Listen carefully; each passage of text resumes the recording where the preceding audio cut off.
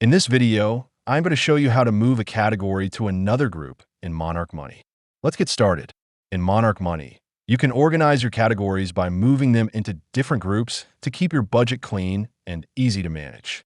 This helps you better structure your income, expenses, and transfers in one place. To do this on desktop, go to Settings, then click Categories. You will see all your categories and groups listed. From here, simply drag and drop the category into the group where you want it to go. However, this only works within the same top-level type, such as income, expenses, or transfers. For example, you can move a category between different expenses groups, but you cannot move it into an income group or another type. If a category won't move, it usually means the destination group is under a different type. The fix is to create a new group under the correct section, then move the category into that new group.